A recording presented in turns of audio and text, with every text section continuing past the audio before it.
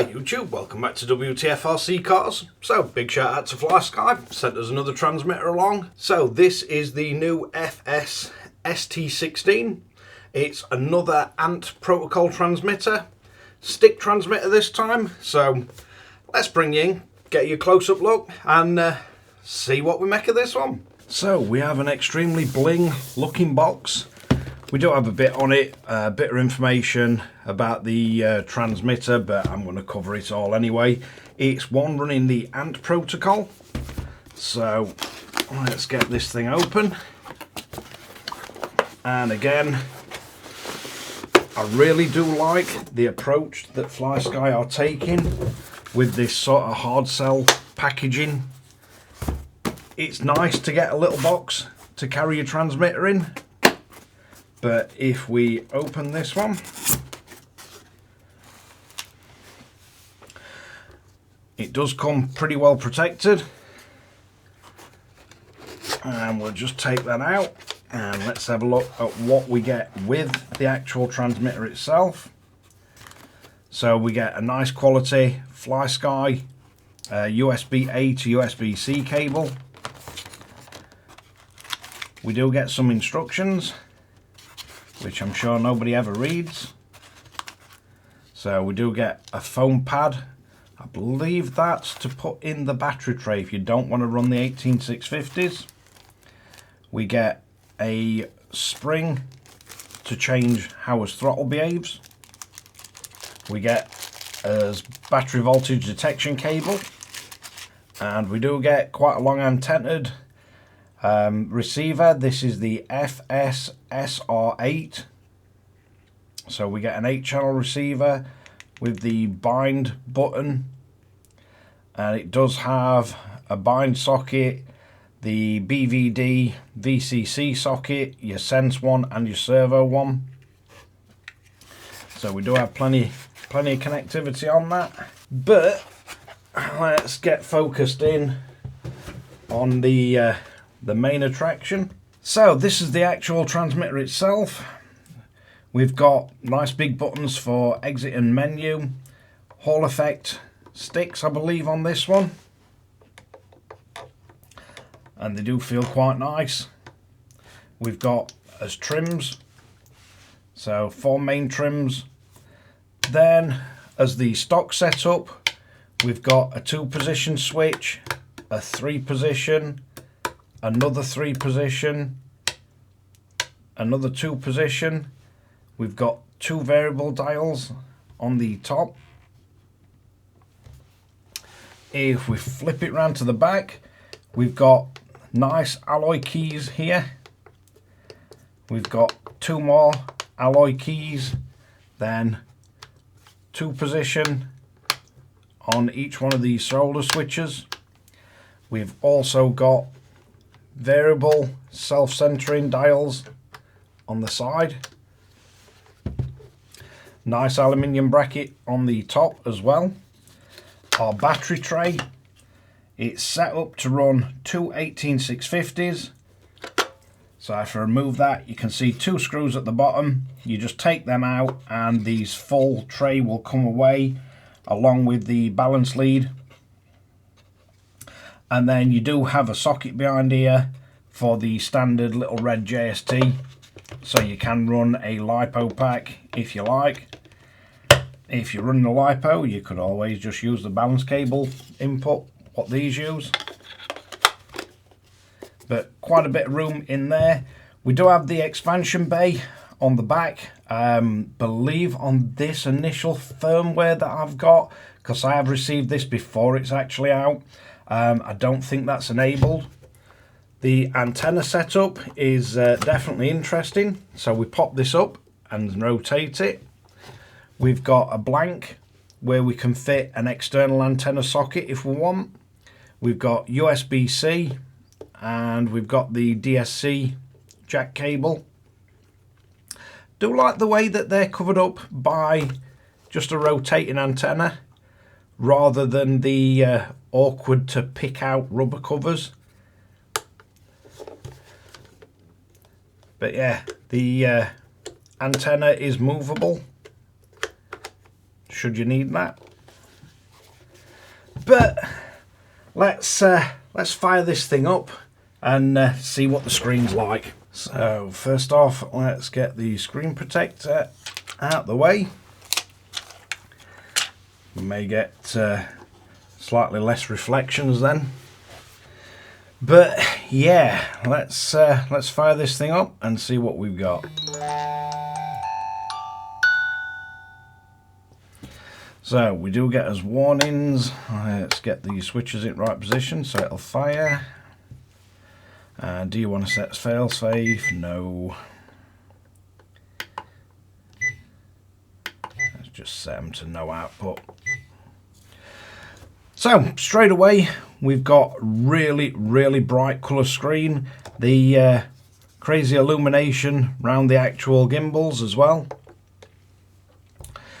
You do have fully configurable light bar. I'm not sure if you can change the colour of the power button, but yeah, we've got plenty of settings. So if we hop into basic, we've got a channel monitor. You do get a beep when they center. But yeah, you can monitor all your channels. We've got as model setup screen where we can copy the model data and everything. Servo reverse, so you can go in there and reverse any that you want to. Servo rate.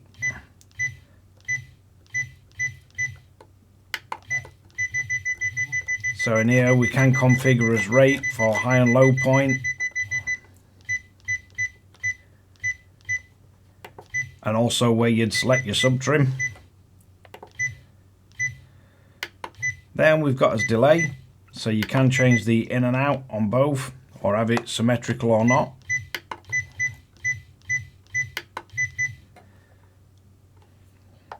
This will just allow you to change the servo speed. Function assign, this is where you can set up all your RC. You can set up what actually controls each function and then what will be its trim. Then you've got your trims.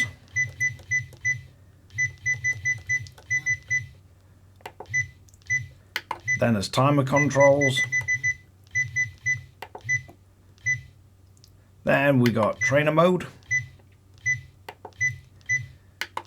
We've got our setup for switches to allow you to change your 2 or 3 position switches should you want to switch any of them out. Quick set, so just a quick menu. Then we go into as models. So we do have conditions. We can create new or copy. So we've got as functions where we can set up all the channels and everything. Then we've got as dual rates, and you can set these. Then your channel offsets. We've got as mixers.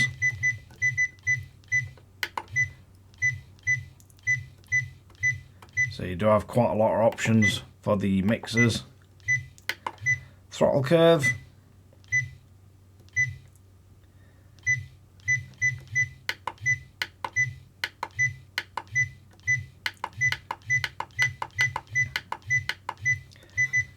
So you can go in here and you can change whatever you like.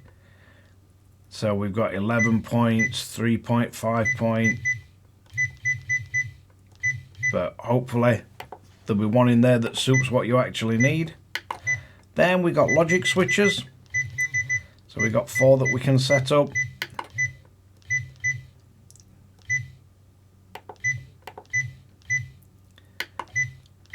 ABS settings. So if you are running an RC car, you've got all the ABS settings. If we're looking at RX menu, we've got a quick bind menu. Please confirm. So you can bind 2-way or 1-way. You've got the options of routine, fast. Please confirm. Outputs, we can have PWM iBus, PWM S-Bus, PPM iBus and PPM S-Bus. Just make sure you set them correctly. Then frequencies, you've got 50 Hz, 333, or you can go fully custom. Let's see what this maxes out at. So we have got a maximum of 400 Hz, and then you can click to start your bind. Failsafe setups, so you can change the output, you can have not set, or you can have no output. Sensors is where we can zero all the sensors, set everything up. You can calibrate what's needed for like the rollout length and that for the speed. Please confirm. But as more of your sensors are connected, that's where they'll show up. iBus menu, we can go in and we can set which one of these we need for running iBus. Then we're down to a system menu. So on this one we've got language, we've got Chinese and English, we've got battery type, you can run it off 2S LiPo, you can manually configure one, or 18650s. Highly recommend 18650s, very easy to use. We've got our brightness of a screen. This is currently set on 50. Brightness for your delay, I've got mine to always on, it's easier for making these videos. Then we have idle alarm. Again, I turn that off in the auto shutdown just because I'm making videos. You can set your home button for your home screen to whichever you like. Power light, you can have on or off. Main lights, so you can choose whatever colour you want for these things. There's quite a lot to choose from. If you have it set to throttle, it'll change with your throttle. Quite funky. Or you can have them changing with the battery level.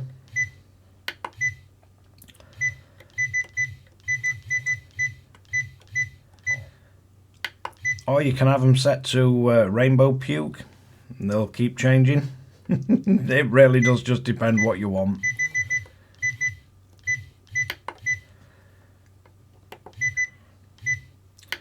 And then you've also got the brightness.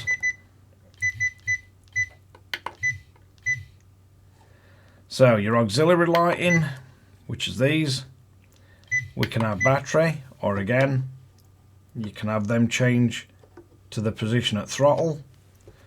I find it useful to have them reflecting the battery. Although you have got a battery icon, I find them showing you what the battery is gives you a good idea at a quick glance. And again, they're just set to 50%. Sounds, we've got system and alarm. You can change this, just have system or just alarm, or turn it off. Vibration, same. Units, so we can have centigrade or Fahrenheit, and length we can have imperial or metric. Stick calibration, just lets you calibrate all your sticks. So post-flight, we can have the self-check for the actual switches and throttle. So you can turn that on and off. You can also turn the failsafe prompts on and off. Update for update mode. Reset can reset your transmitter. Help center will take you to QR codes for Facebook and everything else. And the about menu will show you your firmware version and everything. Now, these things are configurable. So you can change what sensors you have. All your trims are set out around here. So if you want to lock your actual screen, you can press and hold the exit button. You'll get a lock. It's not a touch screen, but it does lock the actual settings. And then you press and hold exit to unlock it. Then if we use the roller, we can go through and you can quick select into options, quick select into the model menu, click on your timers, you can jump straight into them, or again down to your model select. If we tap the exit button, it'll take you straight to your sensor setup. I believe you can configure that in menu. But yeah, not a bad little transmitter. Very interesting, really well made. I love the little aluminium accents on it. The variable dials, they're also alloy. You've got adjustable height for your sticks. Again, they're alloy. Does have a nice bracket for fastening the lanyard to.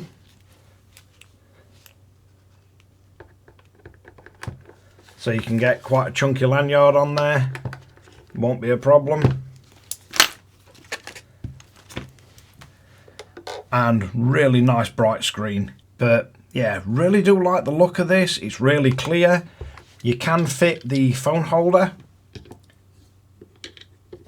So the stock phone holder for the ST8 and the G7P and the G11P, that will fasten to it.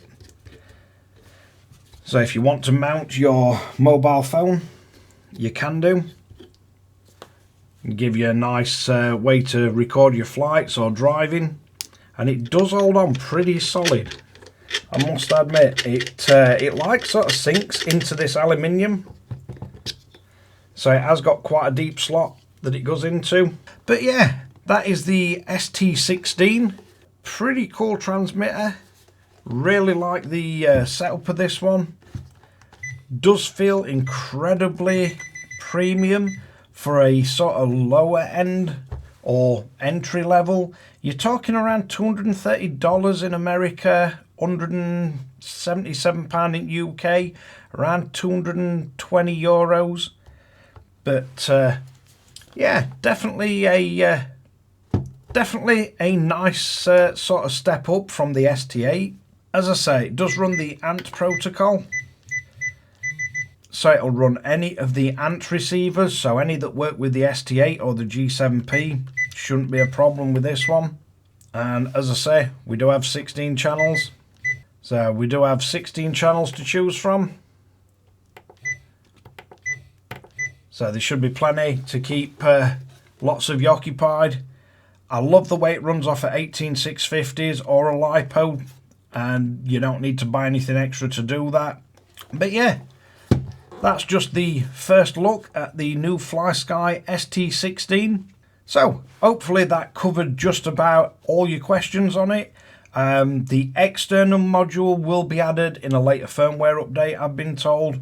But as at the moment, it'll run the Flysky software, and it is compatible with open source. So if the EdgeTX team want to make a port to this one, yep, there's no issues with that at all. Flysky are on board with it.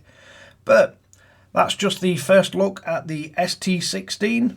So let's wrap this one up. So there we have it, the FS16. Just a first look, quick unboxing. Love the fact that the screens on these new transmitters are incredibly bright and really easy to see. Does make my job a lot easier. I don't have to turn my powerful LED lighting off. The packaging is definitely a marked improvement. Does look like the company is really growing up. The price on this one, around $230 US dollars, about £177 in UK, and about 117 to 120 euro. Quite a lot of a transmitter for your money. You've got 16 channels to play around with. You've got iBus, and you've got the BVD, so you can monitor an external battery or the battery powering your RC helicopter aeroplane. But yeah, I believe the sticks on this one are Hall effect. So yeah, for that kind of money, quite an impressive bit of kit. Big shout out to Flysky for sending this along to me, and on this one I think I've got some links in the description below for this. So yeah, thanks a lot for watching Wtf Rc Cars. Hopefully you find this useful, entertaining, or a bit of both. Don't forget to like and subscribe, hit the notification bell, share to friends and family, and catch you guys again in the next one.